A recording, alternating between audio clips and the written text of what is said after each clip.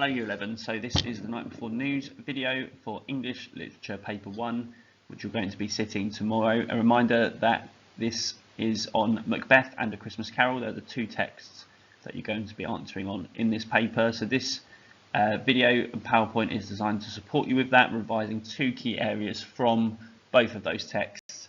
All you'll need with you is a pen and something to write on. Okay, so we're going to start with Macbeth, and we're going to start with the character of Lady Macbeth. Now, I've chosen this one because it hasn't come up for a while. It might be a question that you're going to answer on tomorrow, it might not, but Lady Macbeth, as we should know, is a key character, so whatever we revise now hopefully will be useful in your answer and your response. First thing I'd like you to do is to mind map some key ideas about Lady Macbeth. So how she's presented by Shakespeare, what does she do in the play, how does that link to context, any key quotes, for example, that you can remember. So some initial ideas, jot them down in a mind map around Lady Macbeth. Okay, so here is the modelled example of that mind map. There are a number of points, but I think the main one that you'd want to be focusing on in a response to Lady Macbeth is that she is an atypical woman. That means that she does not fit the normal conventions or stereotypes of a woman at that time. There's a few reasons for that. Firstly, she is ambitious. She is the one at the start of the play that drives the plot to kill King Duncan, and you can see that in Act 1, Scene 5, when she asks for the supernatural for help, and she tries to become less feminine and more masculine. So you can see that at the bottom left, she renounces her femininity, gives it up, and calls upon supernatural powers to help her become deviant, help her become evil. So we clearly see her aligned with evil, which would be shocking to a Jacobean audience. She's also manipulative.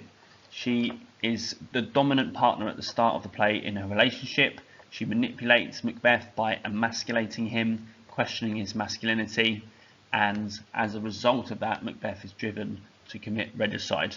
So it's Lady Macbeth that is driving the kind of evil plot, the regicide at the start of the play. However, it's also important to remember that she suffers the consequences of that.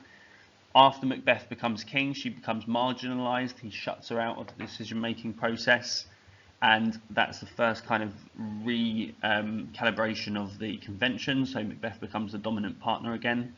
And then at the end of the play, she is driven mad by her guilt and overwhelmed and hallucinates, and at the end, off stage, commits suicide.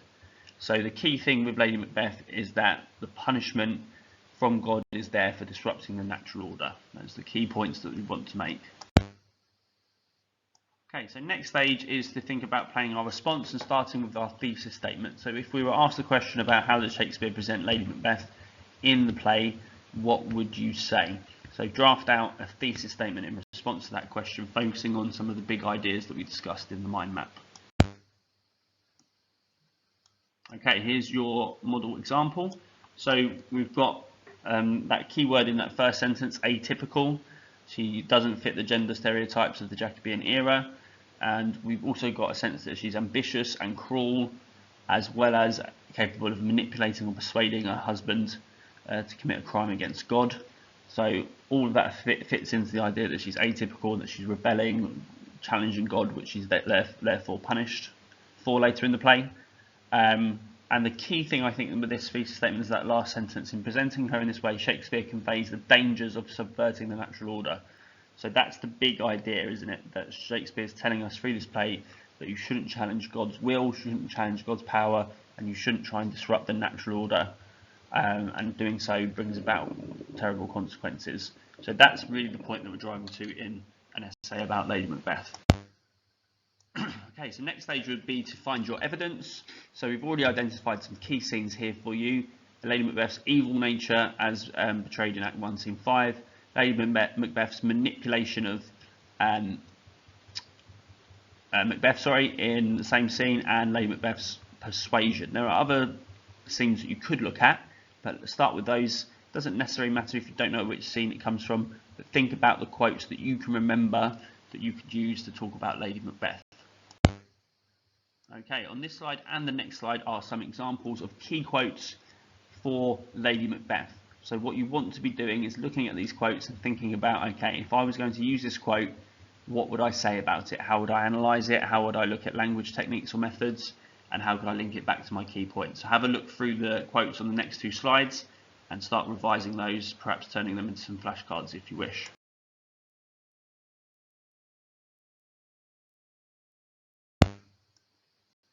So our next stage is to practice some language analysis with the quotation explosion. So the key steps are outlined there, and we're going to do that on the next slide. So here we have our first quote. So we're going to look at the first quote for Lady Macbeth. Come, you spirits that tend on mortal thoughts, unsex me here and fill me from the crown to the toe, top full of direst cruelty. So have a think about the individual connotations of each of the words highlighted and coloured. Also think about any methods used here by the writer, and also try and link that back to the writer's intention. So here is the model of that quotation explosion. So we've got the idea that Lady Macbeth is using an imperative verb in come. She's commanding the spirits, which is also quite a challenging thing to do, because it's showing that she wants to be in charge of supernatural forces. What she wants them to do is unsex her, which means she wants to renounce or give up her femininity to become more masculine, take on masculine characteristics, and in doing so that disrupts the natural order. Crown, she means a head, but there's also a possible secondary meaning of or foreshadowing of the act of regicide that's to come through that image. And also direst cruelty means the worst kind of evil. So Lady Macbeth doesn't just want to be cruel, she wants to be extremely cruel and to be completely evil and taken over by evil intentions. And Shakespeare's doing that to show that Lady Macbeth has no hesitation in wanting to become evil. She has no doubt in her mind, unlike Macbeth. So this is a good quote to use to show the difference between Lady Macbeth and Macbeth's attitudes at the start of the play. Okay, now we've got a second quotation explosion. A little water clears us of this deed. So this was said after the murder of Duncan. So again, repeat the process as we did for the last quotation explosion. Okay, here you've got your modelled example. So it basically shows the lack of guilt that Lady Macbeth has here. She thinks that only a little water will be able to clear them of it, get rid of the guilt, the stain of the blood. So it shows that she doesn't think it's kind of a significant thing that they've murdered Duncan. She wants to be very pragmatic and practical and forget about it. She doesn't fear the consequences, and she doesn't think that there will be any kind of long-term punishment, which is ironic because later in the play we see that she is indeed haunted by her guilt. Okay, here is a model example of a paragraph that puts all of that information together. So have a very good read through it, look at the different points and how that relates to what we've done on the previous slides. Use that as a starting point to perhaps write a second paragraph now about Lady Macbeth from another point in the play, using another piece of evidence, a different piece of evidence, and making a different point. But this paragraph models clearly the different stages of that paragraph: the thesis statement, the evidence, the writer's method, the analysis of evidence, and then the link back to context and the writer's intention. So we're now going to move on to A Christmas Carol, the second text that you're going to be looking at tomorrow, and we're going to focus on Scrooge being the most important character in the play and really the central device that Dickens uses to convey his message. So again, like we did with Lady Macbeth, start with a mind map about Scrooge. What do we know about him? How is he presented by Dickens?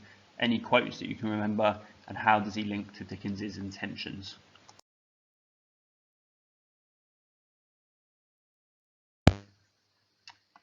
Okay, so here are some of the things that you could have put on your mind map. I won't read them all out, but make sure that you read them through and add anything that you didn't get.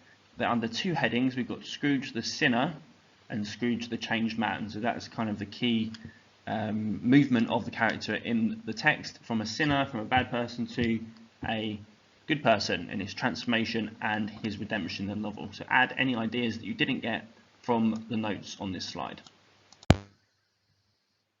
Okay, so we've now got our key ideas. What we now need to do is to turn them into a thesis statement, a response to a question. So if the question is, how does Dickens present Scrooge in A Christmas Carol? I want you to now use some of those ideas to come up with a short, concise thesis statement that sets out an answer to that point. Not just how the character is presented, but what he's there to represent and what he's there to teach us. Okay, so here is our model example. Again, I'm not going to read through it, but I want you to write down anything you didn't get, add to your own answer, and particularly notice how this answer focuses not just on how Scrooge is presented, but what he represents and what Dickens is trying to say through the character. Next step is to find some evidence. So we need key quotations from the text that we can remember and that we can put into our answer, because we're not going to have the text in front of us. So 3 or 4 quotes to talk about Scrooge's characterisation at the start, and also 3 or 4 quotes to talk about Scrooge's characterisation at the end of the novella.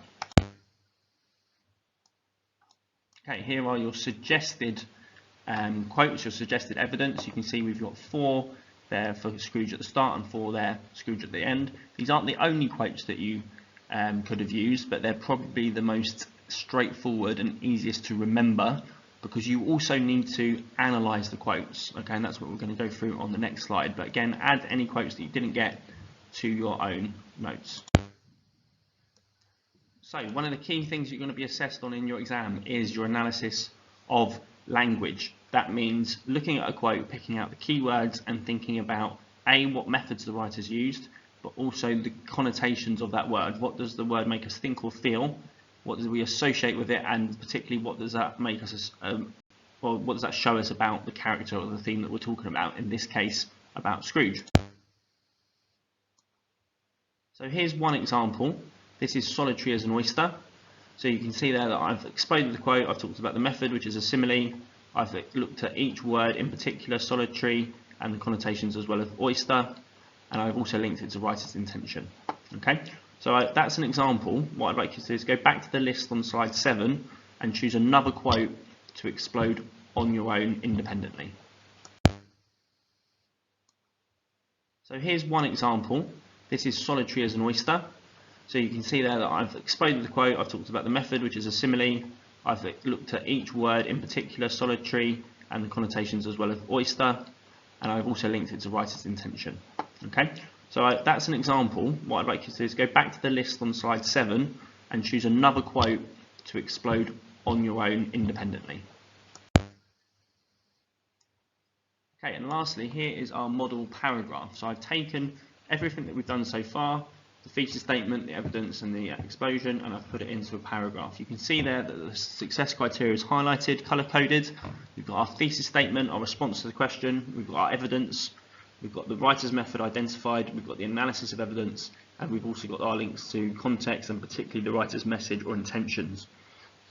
So that is a model answer for Scrooge at the start of the novella, using the quote, "As solitary as an oyster." What I'd like you to do is to think about the quote that you've just exploded, a different one to "As solitary as an oyster," and see if you can turn that into a model paragraph about Scrooge's presentation, either at the start of the novella or at the end.